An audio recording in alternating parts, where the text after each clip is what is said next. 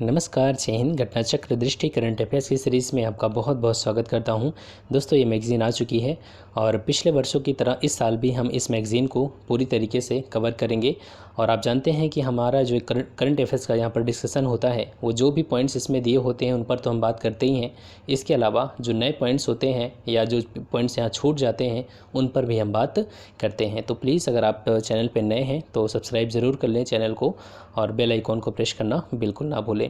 चलिए शुरू करते हैं। इसमें हमारा पहला टॉपिक है राज्य खाद्य सुरक्षा सूचकांक 2021। ठीक है, 2020-21 के लिए।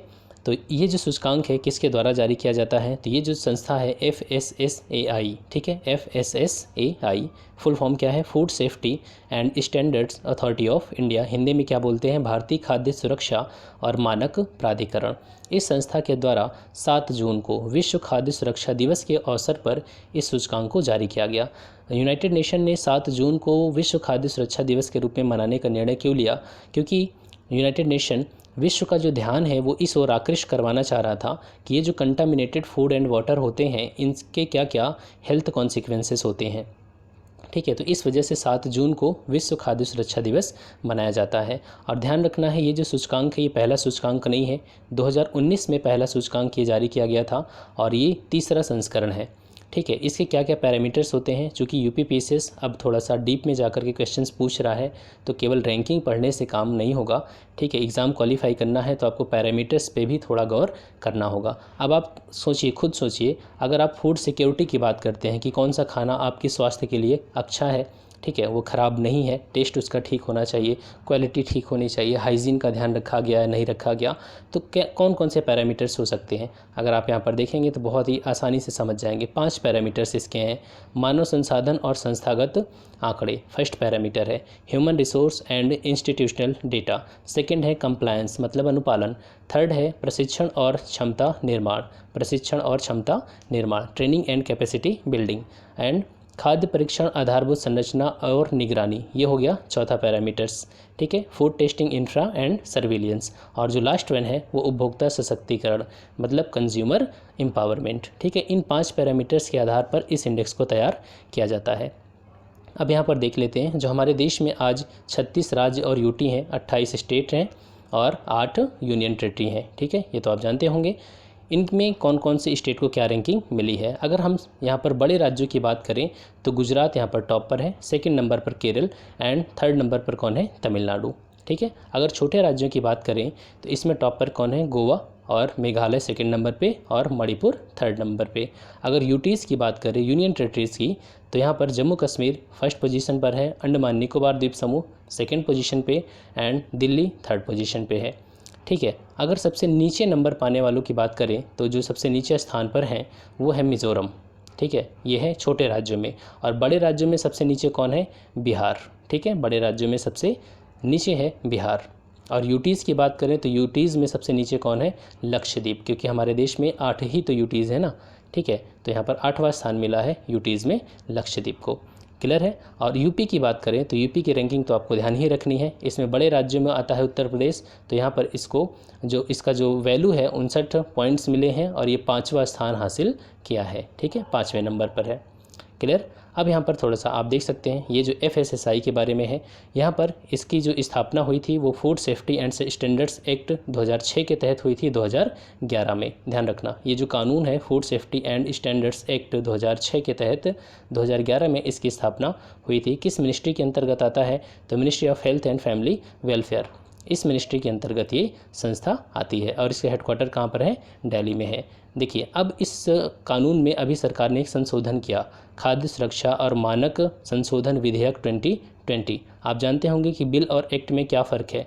जब कोई भी प्रस्ताव यहाँ पर संसद में होता है तो वो बिल कहलाता है, और यही लोकसभा राज्यसभा से पारित होने के बाद जब प्रेसिडेंट की कंसेंट मिल जाती है, सहमति मिल जाती है, तो वही बिल क्या बन जाता है? एक्ट बन जाता है। ठीक है, तो इसमें क्या किया गया, ये जो यहाँ पर food safety and standards act 2006 है, इसमें संशोधन किया गया, इसीलिए यहाँ पर लिखा हुआ है संशोधन विधेयक 2020। इसमें क्या किया गया, जो FSSAI है इसके प्राधिकार को बढ़ा दिया गया।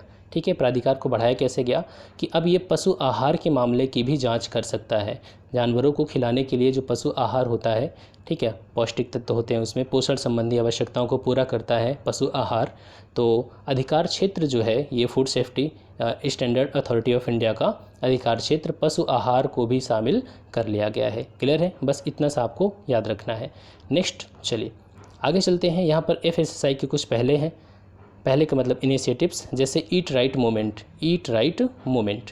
पब्लिक को, जनता को या ध्यान रखना है कि उसे क्या खाना है और कैसे खाना है, eat right movement.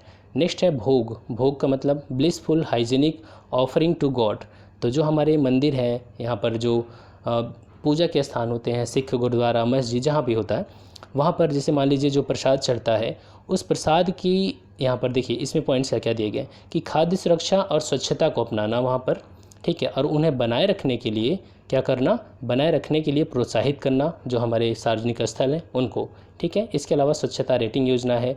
Heart attack rewind, ठीक है, आज लोगों को जो कोरोनरी आर्टरी होती है हमारी, वहाँ पर कोलेस्ट्रॉल जमा होने की वजह से क्या होता है, लोग हार्ट अटैक से बहुत ज़्यादा पीड़ित हो रहे हैं। तो ये एक मास मीडिया अभियान है FSSAI का, लोगों को हार्ट अटैक के बारे में जागरूक करना और उसके कारणों को पता लगाना और लोगों को ये बताना कि क्या क्या इसके पीछे रीज़न है और उनको आप कैसे दूर कर सकते हैं, ठीक है। तो ये सारे जो इनिशिएटिव हैं ये FSSAI की हैं। अब यहाँ पर देखिए एक पॉइंट यहाँ पर ट्रांस फैट के बारे में, क्योंकि हमारे देश में सरकार ने टारगेट किया है कि हम 2022 तक ट्रांस फैट को ख़त्म कर देंगे लोगों के फूड से। फूड का मतलब जो भी हम पैकेज्ड फूड खाते हैं, कभी आप उसके न्यूट्रिशन पे गौर करिएगा, जो पैकेट होता है उसमें लिखा होगा ट्रांस फैट और सामने लिखा होगा 0, या अगर उसमें ट्रांस फैट 0 नहीं लिखा है तो 1, 2 कुछ भी लिखा हो सकता है, ठीक है। तो सरकार का यही टारगेट है कि हम इसको कितना कर दें, 0, क्योंकि ये जो है हेल्थ के लिए बहुत ही नुकसानदायक होता है। ध्यान रखना, ये जो ट्रांस फैट होते हैं ये जुगाली करने वाले जंतु, जुगाली करने वाले कौन से होते हैं, जैसे कुछ जंतु ऐसे होते हैं ना, जैसे गाय है, भैंस है, जब उसको चारा दिया जाता है तो जल्दी जल्दी खा लेती है और फिर बैठ करके आराम से जुगाली करती रहती है। जुगाली का मतलब उस चारे को क्या करेगी, मुंह में लाएगी, फिर उसको देर तक चबाएगी और फिर वापस, इसको कहा जाता है जुगाली। तो ये जो जंतु होते हैं जैसे गाय है, भेड़ है, इनकी आंत में पाया जाता है ट्रांस फैट। लेकिन जो कृत्रिम रूप से ट्रांस फैट बनाया जाता है वो कैसे बनाया जाता है, वनस्पति तेल को हाइड्रोजनीकृत करके, ठीक है। इसी को कहा जाता है पार्शियली हाइड्रोजनेटेड ऑयल, क्योंकि जो एक आपने टर्म सुना होगा डालडा अपने आप में एक कॉमन वर्ड हो गया, ठीक है, जिसको हम वनस्पति घी बोलते हैं। तो वनस्पति तेल से बनता है वनस्पति घी। और ध्यान रखना ये जो ट्रांस फैट क्या होते हैं, ट्रांस फैट यही होता है, घी होता है, बटर है, ये सब क्या होते हैं, ट्रांस फैट, ठीक है। जैसे कृत्रिम मक्खन है और घी है, इसमें ट्रांस फैट पाया जाता है और इसका नुकसान भी काफ़ी होता है। अब आप सोच रहे होंगे कि देसी घी वगैरह तो इतना नुकसान नहीं करता, एक लिमिट तक तो कुछ भी चीज़ नुकसान नहीं होती, लेकिन आज हमारे देश में क्या है, चीज़ों में एडल्ट्रेशन बहुत ज़्यादा हो रहा है, मिश्रण बहुत ज़्यादा हो रहा है, ठीक है। कोई भी चीज़ आप शुद्ध रूप में नहीं पा पाएंगे अगर आप गाँव की बात छोड़ दें तो, ठीक है। तो ये हमने चीज़ डिस्कस किया। आगे चलते हैं, रेल कौशल विकास योजना के बारे में। तो यहाँ पर साफ साफ समझ में आ रहा है कि स्किल डेवलपमेंट से संबंधित योजना है। हमारे जो अश्विनी वैष्णव है, मंत्री हैं, रेल मंत्री, इन्होंने इस योजना की शुरुआत किया 17 सितंबर 2021 को, ठीक है। इसका टारगेट क्या है, इसका टारगेट है कि अगले 3 सालों में 50,000 युवाओं को ट्रेनिंग देना, ठीक है, 50,000 युवाओं को ट्रेनिंग देना। किन किन चीज़ों में ट्रेनिंग देना, तो 4 ट्रेड को शामिल किया गया है, इलेक्ट्रीशियन, वेल्डर, मशीनिस्ट और फिटर, ठीक है। 4 ट्रेडों में ट्रेनिंग प्रदान की जाएगी और इसमें 100 घंटे का है जो बुनियादी ट्रेनिंग है। क्लियर है। और ये जो ट्रेनिंग होगा वो कम्प्लीटली निःशुल्क होगा और इसमें 18 से 35 साल के उम्मीदवार पात्र होंगे, एलिजिबल होंगे, और इनका जो चयन होगा वो मैट्रिक में प्राप्त अंकों के आधार पर होगा, ठीक है। और इसकी जो एजेंसी होगी, कौन सी एजेंसी इसको पूरा संचालित करेगी, तो वो है बनारस लोकोमोटिव वर्क्स, ठीक है, जहाँ पर इंजन वगैरह बनाए जाते हैं। और बस ठीक है, उसके बाद आपको प्रमाण पत्र यहाँ पर ट्रेनिंग के बाद जो प्रशिक्षु होंगे उनको प्रमाण पत्र मिल जाएगा। क्लियर। थोड़ा सा और देख लेते हैं रेलवे के बारे में। तो जो भारत में पहली रेल चली थी वो कब चली थी, डलहौजी के टाइम में 16 अप्रैल 1853 को बम्बई से थाने के बीच, ठीक है, डलहौजी। और यहाँ पर ध्यान रखना है, हालांकि प्रस्ताव बहुत पहले आ चुका था मद्रास में चलाने के लिए 1831 में। हालांकि ये जो ट्रेन चलनी थी उसमें जो रेल के डिब्बे थे उनको घोड़े से खींचने का प्रस्ताव रखा गया था, ठीक है। आगे चलते हैं और यहाँ पर करजन के समय में ही बंगाल का विभाजन वगैरह होता है। करजन के समय में ही एक रेल आयोग का गठन किया जाता है। उसका अध्यक्ष कौन था? रॉबर्टसन था। ठीक है। और भारत में रेलवे लाइन का सबसे ज़्यादा विकास किसके समय में हुआ था? तो लॉर्ड करजन के समय में हुआ था। ठीक है। और ध्यान रखना 1920 में एक कमेटी बनी थी 1920-21 के आसपास, उसका नाम था इकवर्थ कमेटी। इसी की रिपोर्ट पर 1924 में क्या किया गया, जो रेल बजट है उसको सामान्य बजट से, आम बजट से अलग कर दिया गया। लेकिन 2016 में ये सरकार ने डिसीजन लिया कि हम रेल बजट को आम बजट से फिर से मिला देंगे। ठीक है। तो 2017 का जो बजट था, यहाँ से एक परंपरा चलने लगी। कौन सी परंपरा? कि रेल बजट और आम बजट को फिर से मर्ज कर दिया गया। ठीक है। तो 1924 में पहला बजट था जहाँ पर रेल बजट और सामान्य बजट मिल गए थे, मर्ज किया गया था। और यहाँ पर क्या किया गया? अलग किया गया था यहाँ पर 1924 में, और 2017 में क्या किया गया? उन्हें फिर से मर्ज कर दिया गया। क्लियर है? ध्यान रखना। और ये जो रेल आयोग बना था रॉबर्टसन के टाइम में, रॉबर्टसन की अध्यक्षता में, करजन के समय में, इसमें 2 भारतीय भी थे, गुरदास बनर्जी और सैयद हुसैन बिलग्रामी। पूरा नाम इसमें नहीं लिखा है, कोई बात नहीं। ठीक है। चलिए आगे चलते हैं। भारत में अपराध, नेक्स्ट टॉपिक हमारा है। एनसीआरबी का डेटा है, नेशनल क्राइम रिकॉर्ड ब्यूरो। ठीक है। भारत में अपराध, और यहाँ पर जो ये रिपोर्ट होती है ये वार्षिक आधार पे है। पहला संस्करण इसका कब पब्लिश किया गया था? तो 1953 में पब्लिश किया गया था। ठीक है। चलिए बात कर लेते हैं इसमें इंपॉर्टेंट क्या डेटा है। सबसे पहले तो बात कर ले एनसीआरबी के बारे में। तो यह भारत सरकार की एक एजेंसी है। किस लिए रिस्पॉन्सिबल है? तो इसकी रिस्पॉन्सिबिलिटी है डेटा को कलेक्ट करना, जो क्राइम से रिलेटेड डेटा है, और उनको ठीक तरीके से डिफ़ाइन करना। ठीक है। जो यहाँ पर इंडियन पिनल कोड है उसके तहत होने वाले अपराधों को। क्लियर है? और इसका जो हेडक्वार्टर है वो न्यू दिल्ली में है। किस मंत्रालय के अधीन आती है? तो ये है मिनिस्ट्री ऑफ होम अफेयर्स के तहत आती है। और इस समय जो इसके डायरेक्टर हैं वो कौन है? रामपाल पवार, ये आईपीएस हैं। ठीक है। चलिए अब यहाँ पर बात कर लेते हैं क्या क्या इस रिपोर्ट की खास बात। इस सीरीज़ का रिपोर्ट का ये 68वां संस्करण है, और जनवरी से दिसंबर 2020 के बीच होने वाले अपराधों के बारे में इसमें बताया गया है। ध्यान रखना है कि 2020 में जो अपराध हुए हैं वो लगभग 66 लाख के करीब हैं। ठीक है। 66 लाख, और जिसमें से लगभग 42 लाख आईपीसी के अंतर्गत आते हैं। ठीक है। और जो 23 लाख कानून है वो किस में आते हैं? वो स्थानीय कानूनों के तहत अपराध उनमें दर्ज किया गया है। ठीक है। अब एक पॉइंट यहाँ पर समझना है कि जो अपराध हैं लगभग उनमें 28% की वृद्धि हुई है 2019 की तुलना में 2020 में। ठीक है। 28% की वृद्धि दर्ज की गई है। क्लियर है? चलिए, और यहाँ पर ध्यान रखना है 50,000 मामले साइबर क्राइम के हैं। हालांकि साइबर क्राइम या साइबर फ्रॉड और ज़्यादा होता है, रिपोर्टिंग इनकी बहुत कम होती है। ठीक है। चलिए आगे चलते हैं इंडिया जस्टिस रिपोर्ट के बारे में। लेकिन मैं आपको बताना चाहूँगा यहाँ पर जो एनसीआरबी वगैरह की बात है, आईपीसी की बात है, इसके बारे में और भी जानना होगा। पहले हम यहाँ पर बात करेंगे थोड़ा सा आईपीसी, तब हम यहाँ पर आएंगे इंडिया जस्टिस रिपोर्ट पे। ठीक है। देखिए आईपीसी क्या है? ये जो इंडियन पिनल कोड है ये कब बनाया गया था? तो बनाया गया था 1800, देखिए आपको पता है मॉडर्न हिस्ट्री में आपने पढ़ा होगा, चार्टर एक्ट आया था 1833 में। ठीक है। इस चार्टर एक्ट के तहत क्या हुआ था? बंगाल के गवर्नर जनरल को भारत का गवर्नर जनरल बना दिया गया था, और उस समय था विलियम बेंटिक को भारत का पहला गवर्नर जनरल बनाया गया। ठीक है। और इसी के तहत मैकाले की अध्यक्षता में एक लॉ कमीशन का गठन किया गया। तो पहला लॉ कमीशन कब बना था हमारे देश में? बना था मैकाले की अध्यक्षता में 1834 में। ठीक है। तो इसी मैकाले जो फर्स्ट लॉ कमीशन था, इसी की सिफारिश पर जो सारे कानून थे अपराध के बारे में, उनको सबको कोड के रूप में कन्वर्ट कर दिया गया, और वही कहलाता है इंडियन पेनल कोड। और ये लागू कब होता है इंडियन पेनल कोड? तो ये लागू होता है 1862 में। ध्यान रखना है अंग्रेज़ों के समय का बना कानून आज भी हमारे देश में चल रहा है, हालांकि उसमें बहुत सारे अमेंडमेंट भी हुए हैं। अब ध्यान रखना है लॉ कमीशन के बारे में देख लें। तो अगर हम प्री इंडिपेंडेंस लॉ कमीशन की बात करें तो 4 लॉ कमीशन बने थे, विधि आयोग बने थे आज़ादी से पहले। कौन कौन से? एक तो 1834 में बना, जिसका अध्यक्ष कौन था? मैकाले। 1853 में बना जॉन रोमेली। 1861 में बना जॉन, इसका भी अध्यक्ष वही था, रोमेली। और 1879 यहाँ पर डॉक्टर व्हिटली स्टोक्स। ठीक है। तो यहाँ पर 4। अगर हम आज़ादी के बाद की बात करें, जब हम आज़ाद हो गए, तो फर्स्ट लॉ कमीशन जो बना था वो कब बना था? 1955 में। और इसके चेयरमैन कौन थे?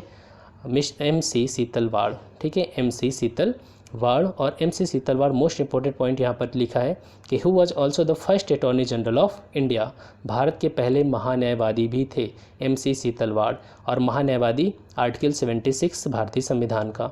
ठीक है, और जो महान्यायवादी होता है उसका कोई कार्यकाल नहीं होता, ये भारत सरकार का वकील होता है और यह राष्ट्रपति के प्रसाद पर्यंत पद धारण करता है। ठीक है, इतनी तो जानकारी आपको होगी। चलिए अब यहाँ पर हम पीछे चलते हैं थोड़ा सा। अच्छा हाँ, यहाँ पर हमने बात किया फर्स्ट लॉ कमीशन। तो इस समय लॉ कमीशन कौन सा है? तो इस समय गठित हो चुका है 21st, ठीक है, 21वां लॉ कमीशन अभी चल रहा है। और 21वें लॉ कमीशन के अध्यक्ष कौन है? BS चौहान। क्या नाम है उनका? BS Chauhan. Balbir Singh Chauhan supreme court के जज रह चुके हैं। ठीक है, इसी लॉ कमीशन की रिपोर्ट आपको पढ़ने को बोला जाता है 4th पेपर में। क्लियर? चलिए अब यहाँ पर एक चीज़ जो पॉइंट छूटा है उसको पढ़ लेते हैं। इंडिया जस्टिस रिपोर्ट 2020 के बारे में। ये जो रिपोर्ट है किसके द्वारा जारी की जाती है? टाटा ट्रस्ट के द्वारा जारी की जाती है। किन आधारों पे? तो इसमें देखा जाता है कि किसी राज्य की पुलिस, न्यायपालिका, कारागार और कानूनी सहायता, इन आधारों पे ये रैंकिंग बनाई जाती है राज्यों की। क्लियर है? और इसका जो पहला संस्करण था वो 2019 में जारी किया गया, और ये दूसरी रिपोर्ट है अपने आप में। तो चलिए बात कर लेते हैं इसमें कौन सा राज्य कहाँ पर है। अगर हम बड़े राज्यों की बात करें जिनकी आबादी 1 करोड़ से ज़्यादा है, तो इसमें पहले नंबर पे कौन है? महाराष्ट्र है। ठीक है, और उत्तर प्रदेश की बात करें तो उत्तर प्रदेश आता है इसमें 18वें पोजीशन पर, 18वें नंबर पर। ठीक, इतना ध्यान रखा है और ध्यान रखना है। और छोटे राज्यों की बात करें तो इसमें पहला स्थान किसका है? त्रिपुरा का है। ठीक है, चलिए नेक्स्ट जो हमारा यहाँ पर टॉपिक है वो है स्वच्छ सर्वेक्षण ग्रामीण 2021। ठीक है, सार्वभौम स्वच्छता कवरेज, मतलब पूरे भारत को क्या करना था? स्वच्छ करना था। इस उद्देश्य को ध्यान में रखते हुए 2 अक्टूबर 2014 को हमारे मोदी जी ने स्वच्छ भारत मिशन लॉन्च किया था, और इसके 2 उप मिशन थे। कौन कौन से? स्वच्छ भारत मिशन रूरल और स्वच्छ भारत मिशन अर्बन शहरी। तो जो स्वच्छ भारत मिशन रूरल है वो उसको कौन संचालित कर रहा है? तो जल शक्ति मंत्रालय के द्वारा। और जो स्वच्छ भारत मिशन शहरी है, अर्बन है, उसको ministry of housing and urban affairs, ध्यान रखना है, मिनिस्ट्री ऑफ हाउसिंग, आवासन और शहरी कार्य मंत्रालय। ठीक है, अब यहाँ पर ध्यान रखना है इसमें क्या क्या चीज़ें, पॉइंट्स क्या हैं, ध्यान रखना। देखिए, इस मिशन के तहत ग्रामीण भारत में 100 मिलियन अर्थात 10 करोड़ शौचालय के निर्माण का लक्ष्य रखा गया था। तो 2 अक्टूबर 2019 तक भारत को क्या किया गया? ODF घोषित कर दिया गया, ओपन डेफिकेशन फ्री, अर्थात खुले में शौच से मुक्त घोषित कर दिया गया। हालांकि अभी भी ये व्यवहारिक रूप से संभव नहीं हो पाया है। अब यहाँ पर ये जो सर्वेक्षण हुआ है, ध्यान से देखना है यहाँ पर, जब भारत को खुले में शौच से मुक्त घोषित कर दिया गया तो ये भी तो ज़रूरी था कि इस पूरी ये जो लक्ष्य हमने हासिल कर लिया है इस लक्ष्य को बनाए रखा जाए। ये ना हो कि लोग बाद में भूल जाएं और फिर से वो उस शौचालय का यूज़ ना करें और बाहर वो फिर से जाने लगे। ठीक है, तो इसीलिए एक कॉन्सेप्ट आया ODF प्लस का। ठीक है, अब इसके बाद एक तीसरा कॉन्सेप्ट आता है ODF प्लस का। तो यहाँ पर तीनों के बीच आपको डिफरेंस भी समझना होगा। सबसे पहले यहाँ पर इस सर्वेक्षण रिपोर्ट के बारे में बात कर लेते हैं। देखिए, इस सर्वेक्षण रिपोर्ट में कोई बहुत ज़्यादा इम्पोर्टेंट ऐसी चीज़ नहीं है जो आपके एग्ज़ाम में पूछा जाए, लेकिन इसमें कुछ एलिमेंट्स हैं जिनको शामिल किया गया। देखिए यहाँ पर सॉलिड एंड लिक्विड, ठोस तरल और प्लास्टिक अपशिष्ट का आकलन। दूसरा, मल अपशिष्ट प्रबंधन व्यवस्थाएं। मासिक धर्म संबंधी स्वच्छता। देख रहे हैं यहाँ पर जो पैरामीटर्स है वो बढ़ते जा रहे हैं। पहले जो ODF था उसमें ये टारगेट किया गया था कि हर घर में एक शौचालय हो। फिर ODF प्लस में ये आया कि यहाँ पर देखिए, मैं आपको यहाँ पर दिखाई देता हूँ पूरा, ध्यान से देखिए। ODF के क्या क्या मानदंड है? ODF के मानदंड ये हैं कि किसी भी गांव को, किसी भी शहर को तब ODF घोषित किया जाएगा अगर दिन के किसी भी समय एक भी व्यक्ति को खुले में शौच कोई भी व्यक्ति नहीं करता है। ठीक है, ODF प्लस कब होगा? ODF प्लस तब होगा यदि किसी दिन किसी भी व्यक्ति को ODF प्लस के जो मानदंड है उसमें क्या कहा गया कि यदि किसी दिन किसी भी व्यक्ति को खुले में शौच या पेशाब करते हुए नहीं पाया जाता और सभी सामुदायिक तथा सार्वजनिक शौचालय क्या हैं? कार्यात्मक अवस्था में और सुव्यवस्थित हैं। मतलब जो भी पब्लिक टॉयलेट है वो कार्यात्मक रूप में होता है ना गांव में, या आप शहरों में भी देखेंगे कुछ ऐसे शौचालय मिलेंगे जो बने तो होते हैं, या तो उनमें पानी नहीं होता, या गंदगी इतनी ज़्यादा होती है, या बाहर ताला लटका होता है। ठीक है, तो उन्हें ODF प्लस घोषित नहीं किया जाएगा। तो यहाँ पर ध्यान रखना है ODF प्लस में क्या एक चीज़ ऐड हो गई कि जो पब्लिक टॉयलेट है वहाँ पर क्लीनिंग मतलब सफाई भी होनी चाहिए, प्लस वहाँ पर व्यवस्था भी होनी चाहिए, पानी वगैरह आते रहना चाहिए। अब यहाँ पर ODF प्लस प्लस क्या है, ODF प्लस प्लस में क्या हुआ, कुछ एक पॉइंट इसमें और जुड़ जाएगा। जैसे खुले में शौच से मुक्त तो होना ही चाहिए, ध्यान रखना। पहला इसमें ODF तो है ही है, दूसरा ODF प्लस भी है, और थर्ड एक पॉइंट और जुड़ जाता है। थर्ड पॉइंट क्या जुड़ता है कि यहाँ पर जो सॉलिड और लिक्विड वेस्ट है उसका ठीक तरीके से मैनेजमेंट किया जाए, ठीक है। चाहे वो जो मल मूत्र है, चाहे वो फीकल हो, स्लज हो, ठीक है, या सेप्टिक जो होता है, इन चीज़ों को बिना ट्रीटमेंट किए, बिना उपचारित किए नदी में या नाले में ना बहाना, ठीक है। तो ये चीज़ आता है ODF प्लस प्लस में। तो यहाँ पर जो अभी सर्वेक्षण के बारे में हम बात कर रहे थे, इसमें यही सर्वेक्षण किया जाएगा कि जो ODF प्लस की गतिविधियाँ हैं उनको तेज़ी लाने के उद्देश्य से ये सर्वेक्षण किया जाएगा, ठीक है। और इस तरीके के सर्वेक्षण 2018 और 2019 में संचालित किए भी जा चुके हैं, ठीक है। चलिए आगे चलते हैं। और यहाँ पर हमने ये बात किया, अब इस वीडियो में हम इतना ही रखेंगे। नेक्स्ट जो हमारा टॉपिक होगा वो सुजलाम अभियान, तो ये क्रम तो चलता रहेगा, ठीक है। हालांकि ये इससे जुड़ा ही है, बात कर लेते हैं इस पर, रुकिए बस एक सेकेंड, ठीक है। इंदौर, देखिए इंदौर को क्या कहा गया, भारत का पहला जल आधिक्य शहर घोषित किया गया। 11 अगस्त 2021 को केंद्रीय आवासन और शहरी कार्य मंत्रालय ने इंदौर को भारत का पहला जल आधिक्य शहर घोषित किया, वाटर प्लस, ठीक है, वाटर प्लस सिटी घोषित किया गया। और आपको ये भी पता है कि इंदौर जो है वो भारत के सबसे स्वच्छ शहरों में आता है, चौथी बार इसे ये दर्जा हासिल हुआ है स्वच्छ शहर का। अब यहाँ पर एक पैरामीटर क्या है, किसी भी सिटी को वाटर प्लस घोषित करने का क्राइटेरिया क्या है, तो इसके पास कई क्राइटेरिया होना चाहिए ऐसा होने के लिए। पहली चीज़ कि जो भी घरों से पानी निकलता है उस पानी को सीधे रिवर में नहीं डालना है, नाली में नहीं बहाना है जब तक कि उसका ट्रीटमेंट ना हो जाए। दूसरा, जो भी पब्लिक टॉयलेट्स हैं वो भी सीवर लाइन से कनेक्टेड होने चाहिए और हमेशा क्या होने चाहिए, क्लीन्ड होने चाहिए। और जो फाइनली थर्ड है क्राइटेरिया, वो क्या है कि 30% of the cities sewer water has to be recycled and reused. जो भी सीवर का पानी है उसका 30% रिसाइकिल किया जाना चाहिए और उसे फिर से यूज़ किया जाना चाहिए। तो ये पैरामीटर्स हैं किसी भी सिटी को वाटर प्लस घोषित करने के लिए। यहाँ पर एक आप देख सकते हैं सुजलाम अभियान के बारे में है। आज़ादी का अमृत महोत्सव हम मना रहे हैं, ठीक है, 25 अगस्त 2021 को, और इसी के अंग के रूप में सुजलाम अभियान का शुभारंभ किया गया। उद्देश्य क्या है, ODF सस्टेनेबिलिटी और यहाँ पर जो ग्रे वाटर मैनेजमेंट है मतलब गंदा जल प्रबंधन हेतु यह एक 100 दिवसीय अभियान है। ध्यान रखना है ODF सस्टेनेबिलिटी का क्या मतलब है, ODF का मतलब हो गया ओपन डेफिकेशन फ्री, खुले में शौच से मुक्त। सस्टेनेबिलिटी का मतलब यही हो गया कि भारत हमारा खुले में शौच से मुक्त हो चुका है, तो हमें इसको बनाए भी रखना है ना। ऐसा ना हो कि बाद में लोग फिर से वापस खुले में जाने लगे। हालांकि 100% तो आज भी सच नहीं है, वास्तविकता से आप परिचित हैं, ठीक है। तो ये जो सुजलाम अभियान है ये इसी से रिलेटेड है कि जो गंदला जल है उसका मैनेजमेंट करना और ODF को बनाए रखना, ठीक है। तो इस वीडियो में इतना ही। आई होप कि आपको अच्छा लगा, और प्लीज़ कमेंट सेक्शन में ज़रूर बताना कि आपका रिस्पॉन्स यहाँ पर ज़रूर मैं सुनना चाहूँगा। कोई सजेशन है तो भी आमंत्रित, बिल्कुल मैं हृदय से स्वागत करूँगा उसका। और यहाँ पर कुछ संशोधन का अगर आप चाहते हैं तो जैसा भी आपका सजेशन होगा उस चीज़ को मैं आगे ऐड करूँगा, ठीक है। तो thanks for watching, keep smiling, और हाँ वीडियो को शेयर करना बिल्कुल मत भूल जाना। Thank you.